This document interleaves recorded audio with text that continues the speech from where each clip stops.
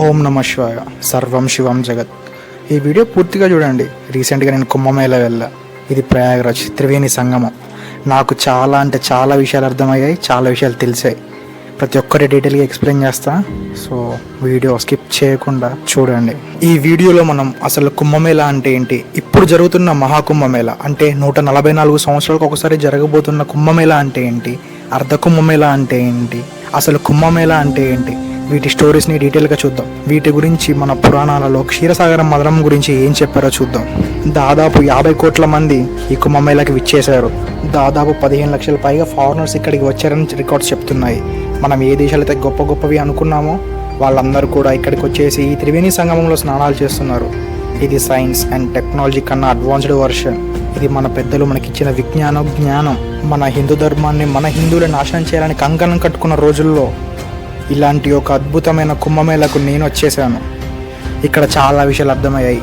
సనాతన ధర్మాన్ని మళ్ళీ పునర్స్థాపన చేయడానికి నాగసాధువులు, సాధులు, ఋషులు, సన్యాసులు, అఘోరాలు కూడా కంకణం కట్టుకున్నారు. ఇది గర్వించదగ్గ విషయం. మన ఆచారాలను, వేషధారాలను, జరుపుకునే పండుగలను అందరూ దూషించారు, అందరూ విక్కిరించారు. కానీ 50 కోట్లకు పైగా ఇప్పుడు వచ్చేస్తున్నారంటే ఈ కుంభమేళ సాధారణమైంది కాదు. కుంభమేళ నేను తెలుసుకున్న ప్రతి కథ, నాకు ఎదురైన ప్రతి అనుభవం ఈ ప్రయాణంలో నీకు పరిచయం చేస్తాను. నీకు పరిచయం చేస్తాను. మన ధర్మాన్ని, సనాతన ధర్మాన్ని పూకటి వేలతో పెకిలించేయాలి అనుకునే వాడికి ఇదేనా వార్నింగ్. అది జరగదురా బాబు. ఎందుకంటే ఆట మొదలైంది. May I come in?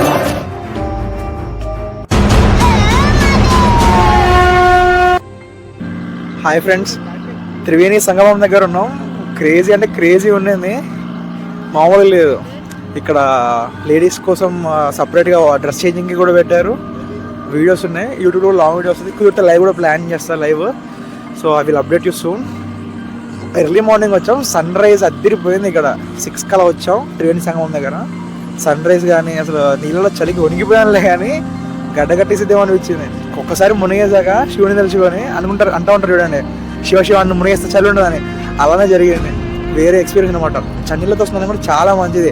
మన బాడీలో మెటబాలిజం ఇంక్రీజ్ అవుతుంది. సో ఒక్కసారి నువ్వు చన్నీళ్ళతో స్నానం చేసేసాక మన పీనల్ గ్లాండ్ అనేది యాక్టివేట్ అవుతుంది అనమాట. సో ఆల్మోస్ట్ ఆల్ నీకు వార్మ్ అయిపోతుంది body. So that is how our tradition అనమాట. ఇంత చలిలో కూడా చన్నీళ్ళతో స్నానం అందుకే చేస్తారు. సో కుంభమేళ, మహాకుంభమేళ.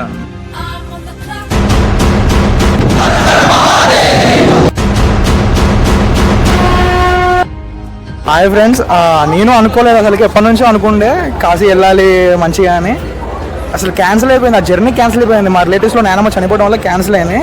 బట్ అనుకోకుండా ఈ మహాకుంభమేళ జరిగే టైంలో ఒక బ్రదర్ అన్నాడు అనమాట, నువ్వు అర్జెంట్ కాశీ వెళ్ళిపో, నీకు చాలా ఇంపార్టెంట్ ఇది, నువ్వు బయలుదేరాలి, ఇదే రైట్ టైం అని. అనుకోకుండా నేను కెమెరా కొందామని ఫండింగ్కి ఇవన్నీ అంటే ఎలా కుదిరిందంటే, చాలామంది శివుడికి కనెక్ట్ అయిన వాళ్ళు నాకు చాలా సజెషన్స్ ఇచ్చారు. కంటెంట్ గురించి కానీ, ఇప్పుడు జరిగే ఈ క్రిస్టియానిటీ లేదంటే మత కల్లోహాల గురించి చాలా విషయాలు నాకు చెప్పారనమాట. So what I need to do అనేది నాకు అర్థమైంది. కాశీ అయితే బయలుదేరుతున్నా, ప్రయాగరాజ్ ఎక్కాం ఇప్పుడే. చాలా ఎక్సైట్మెంట్ అయితే ఉండింది నాకైతే. అస్సలు గూస్ బంప్స్ వస్తున్నాయి చెప్తుంటేనే అస్సలు. సో ప్రయాగరాజ్ ఇప్పుడు స్పెషల్ ట్రైన్ వేశారు కదా, దానికి వెళ్తున్నాం. సో ఐ హోప్ అక్కడ నాకు చాలా విషయాలు తెలుస్తాయని అనుకుంటున్నా. I'm very happy to be a part in Maha Kumbh Mela. అసలు సర్వం శివం జగత్ అంటే ఇప్పుడు మొత్తం గ్లోబల్ వైడ్గా అంటే ఎలా ఉండిందంటే, ఇప్పుడు కుంభమేళ దగ్గర ఎక్కడెక్కడ ఫారినర్స్ అందరూ వచ్చేసి సెలబ్రేట్ చేస్తున్నారు. అక్కడ ఆ గంగా నదిలో మునుగుతూ, త్రివేణి సంగమం దగ్గర, 3 నదులు కలిసే చోటు దగ్గర ఎక్కడెక్కడ నుంచి వస్తున్నారు. దాదాపు 15 లక్షల మంది ఫారినర్స్ వచ్చారంట అక్కడ మహాకుంభమేళ దగ్గరికి. ఇట్స్ నాట్ ఏ జోక్ కదా. అంటే ఎవరెవరో అంత టాలెంటెడ్, టెక్నాలజీ పరంగా అంత అభివృద్ధి చెందిన వాళ్ళు, ఆ దేశం వాళ్ళు కూడా వచ్చి చేస్తున్నారంటే something is going to be big అన్నమాట. సో మన సనాతన ధర్మం ఆర్ మన ఇండియా నాలెడ్జ్ అసలు నార్మల్ కాదు ఇది. సో చాలా వీడియోస్ వస్తాయి, సిరీస్లలోనే వస్తున్నాయి తెలిసి. ప్రతిరోజు ఒక 2 రీల్స్ వస్తాయి కుంభమేళ టైంలో. అక్కడ ఏమున్నా కూడా ప్రతిదీ కంటెంటే. చిన్న శివలింగం కూడా నీకు చాలా జ్ఞానాన్ని ఇస్తుంది. ఒకసారి మీరు కూడా క్రోమ్లోకి వెళ్ళి మహాకుంభని అలా టైప్ చేసి చూడండి. ఇట్స్ వెరీ క్రేజీ, చాలా బాగున్నాయి. ఆల్మోస్ట్ 1 వీక్ వరకు ట్రిప్ ప్లాన్ చేసాం. 6 డేస్ వరకు అక్కడే ఉంటాం. సో చూడాలి, ప్రయాగరాజ్ ఒకటి, కాశీ ఒకటి, మ్యాక్సిమం వారణాసిలోనే 3 days పక్కా ఉండాలని ఫిక్స్ అయిపోయాం. సో అక్కడ ఘాట్స్ 84 ఘాట్స్ ఉంటాయి, అవి కవర్ చేయాలి. వారాహిమాత టెంపుల్ ఒకటి, విశ్వనాథ టెంపుల్ ఒకటి, కుదిరితే అయోధ్య సైడ్ వెళ్ళాలి. ఒక 2 days అలా ప్లాన్ చేయాలి అకార్డింగ్లీ. నన్ను ఒక అన్నయ్య అడిగాడు ఎలా వెళ్ళారు బ్రో ట్రైన్ సంథింగ్ డీటెయిల్స్ అడిగాడు, జర్నీ డీటెయిల్స్. నేను ఇప్పుడు సికింద్రాబాద్ నుంచి స్టార్ట్ అయ్యా, స్పెషల్ ట్రైన్స్ ఇచ్చారు కదా ప్రయాగ్రాజ్కి. సో ధర్మాపూర్ ఎక్స్ప్రెస్ సంథింగ్ అది. సో డీటెయిల్స్ పెడతా చూడండి. సో ఆ ట్రైన్కి వచ్చాను నేను. స్పెషల్ ట్రైన్ అది, లేట్ ఉంటుంది బాగా. అది ఈవినింగ్ 4 కల్లా దింపాలి యాక్చువల్గా, బట్ అది ఎప్పుడు దింపుతో తెలియదు. కొంతమంది 8 అంటున్నారు, కొంతమంది 11 అంటున్నారు night. So I don't know, వీళ్ళకి పింగ్ చేస్తే అసలు టైం ఎంత అవుతుందని. సో జర్నీ మాత్రం క్రేజీ ఉన్నది.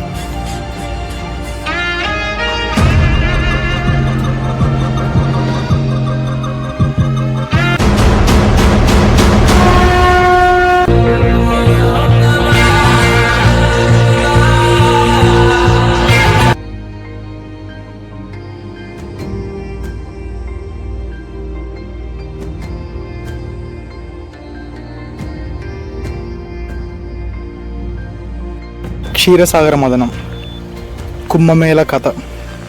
సముద్ర మదనానికి కారణం ఒకప్పుడు దేవతలు మరియు అసురులు పరస్పరం యుద్ధం చేసుకునేవారు. కానీ అసురుల శక్తి ఎక్కువగా ఉండడంతో ఇంద్రుడు మరియు ఇతర దేవతలు పరాజయం చెందారు.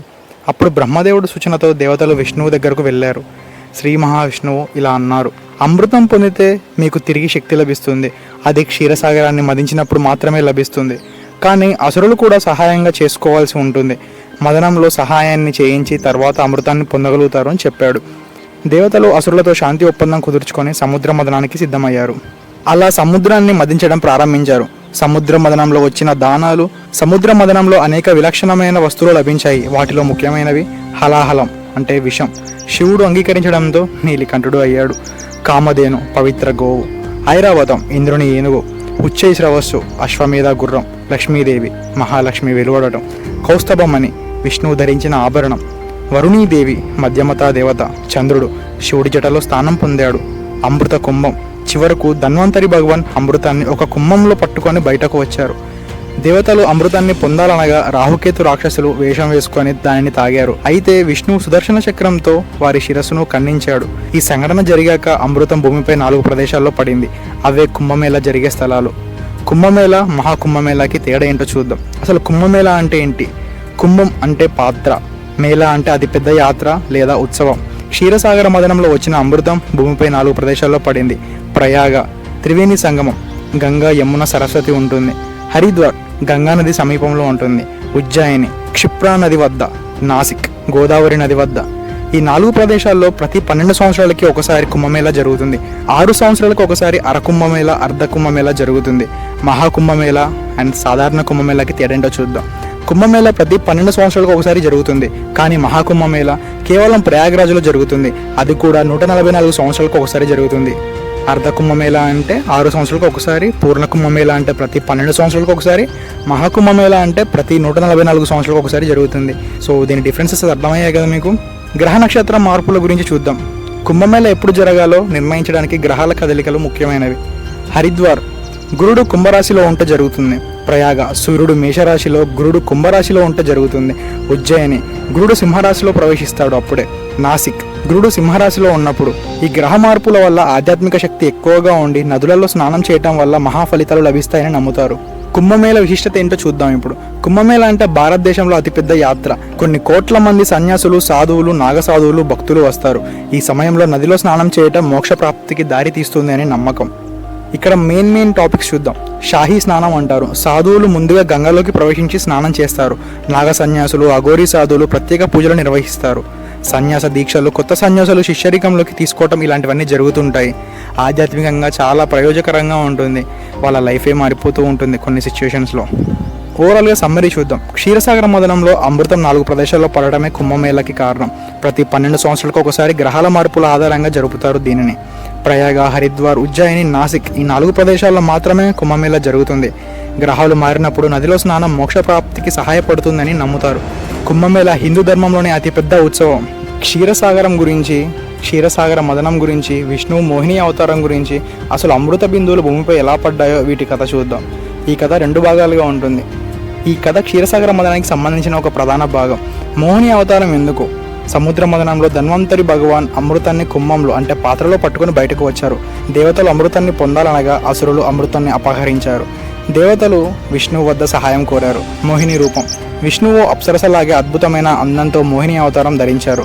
ఆమె అసురులను మోహింపచేసి అమృతాన్ని తిరిగి తన చేతికి తీసుకుంది. ఆమె దేవతలకు అమృతాన్ని పంచిపెడుతుండగా రాహుకేతం వేషం వేసుకొని అమృతాన్ని తాగారు. కానీ విష్ణువు సుదర్శన చక్రంతో వారిని 2గా కోశాడు.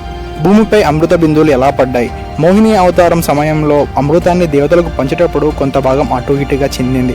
ఆ బిందువులు భూమిపై 4 ప్రదేశాల్లో పడ్డాయి: ప్రయాగ, హరిద్వార్, ఉజ్జయిని, నాసిక్. అందుకే ఈ 4 ప్రదేశాలు కుంభమేళాకి పుణ్యక్షేత్రాలుగా మారాయి. 2వ కథ, గరుడి ప్రయాణం, అమృత బిందువులు భూమిపై పడటం. ఇది మరో ప్రాచీన కథ. క్షీరసాగర మదనానికి మరొక వివరణ. గరుడు అమృతాన్ని ఎందుకు తెచ్చాడు? కద్రువు అండ్ వినతాదేవి మధ్య కుళ్ళు శాపం వల్ల గరుడు నాగుల విముక్తి పొందడానికి అమృతాన్ని తీసుకురావాల్సి వచ్చింది. గరుడు స్వర్గానికి వెళ్ళి అమృతం సంపాదించడానికి ప్రయత్నించాడు. అతను అమృతాన్ని ఇంద్రుడి వద్ద నుండి అపహరించాడు. గరుడు అమృతాన్ని తీసుకెళ్తూ పాతాళ లోకంలో ఉన్న నాగులకు ఇవ్వడానికి తీసుకెళ్తున్నాడు. మధ్య మార్గంలో స్వర్గం, భూలోకానికి మధ్య దారి అమృతం చెందింది.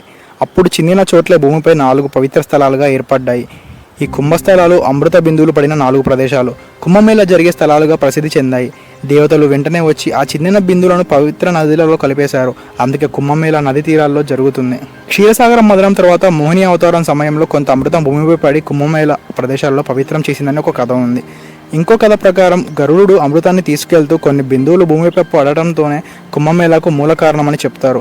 ఇవే మన పురాణంలో మిళితమైన కుంభమేళ యొక్క ఆధ్యాత్మిక కథలు. ఖగోళ సంబంధాన్ని కూడా సూచిస్తుంటాయి. ఇవి గ్రహాల కదలికలు, ప్లానెటరీ మోషన్స్, భారతీయ సాంప్రదాయాలు అండ్ వేదశాస్త్రాలు. యాక్చువల్గా మన భారతదేశంలో ఈ వేదిక్ టెస్ట్ని చూసుకున్నా కూడా ప్రతి పండుగ మనకి ఆస్ట్రాలజీని బేస్ చేసుకొని వస్తుంది. అంటే గ్రహాల కదలికలను బట్టే మనం ఫెస్టివల్స్ని కూడా జరుపుకుంటుంటాం. అలాగే కుంభమేళ గ్రహాల కదలికలను బట్టి మన భూమిపై చాలా మార్పులు వస్తుంటాయి. అవి వాతావరణంలో కావచ్చు, ఎనర్జీస్లో కావచ్చు, స్పిరిచువల్ ఎనర్జీ మెయిన్ కాన్సెప్ట్గా చెప్తుంటారు. అందుకే మనం ప్రతి పౌర్ణమికి, అమావాస్యకి కూడా చాలా ప్రత్యేకమైన పూజలు జరుపుకుంటాం, ఉపవాసాలు ఉంటాం. ప్రతి గ్రహ సంచార మార్పు పూర్వజన్మ కర్మ ఫలితాన్ని విడుదల చేస్తుందని నమ్ముతారు.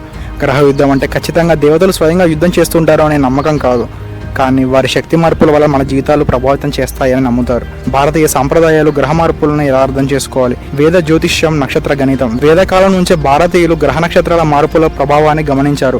సూర్య సిద్ధాంతం, ఆర్యభట్టీయం, వేదాంగ జ్యోతిష్యం అనే గ్రంథాలు గ్రహ గమనాన్ని వివరించాయి. హిందూ సాంప్రదాయాల్లో గ్రహ మార్పులు వాటికి తగ్గట్టు పూజలు, తపస్సులు చేస్తుంటారు. గ్రహణాలు, ఉపవాసం, తపస్సు. చంద్రగ్రహణం, సూర్యగ్రహణం సమయంలో కర్మ ప్రభావం మారుతుందని నమ్మకం. అందుకే ఆహారాన్ని తినకూడదు, పితృతర్పణ చేయాలి అని అంటారు. కుంభమేళ గురుడు అండ్ సూర్యుడు కదలికపై ఆధారపడి ఉంటుంది. గురుడు కుంభరాశిలోకి వచ్చినప్పుడు నదులలో పవిత్ర స్నానం చేయటం పాత పాప కర్మలను హరించడం నమ్మకం. ఈవెన్ మీరు గమనించండి, ఒకప్పటి రోజుల్లో మన వాళ్ళు ప్లానెటరీ మోషన్స్ని ఎలా కనిపెట్టారనేది చాలా ఇంపార్టెంట్. ఇప్పుడు మన టెక్నాలజీ అది ఇది అంటున్నాం, కానీ టెలిస్కోప్ లేదు, అవేమీ లేకుండా మన వాళ్ళు జస్ట్ ఇవన్నీ ఎలా చెప్పగలిగారంటారు? మనం ఎగ్జాక్ట్గా ఇప్పుడు క్యాలెండర్ని చూసుకున్నా కూడా మ్యాక్సిమం స్టార్స్ని బేస్ చేసుకొని ఉంటుంది. గ్రహాల మూమెంట్ని బట్టి, నక్షత్రాల మూమెంట్ని బట్టి మనకి ముహూర్తాలు పెడుతుంటారు. ఈవెన్ ఇప్పుడు జరిగే పెద్ద ఈవెంట్ ఏమైనా ఉందంటే మన భారతదేశంలో కాదు, ప్రపంచవ్యాప్తంగా కూడా అతి పెద్ద ఈవెంట్ ఏమైనా ఉంది అంటే అది కుంభమేళానే.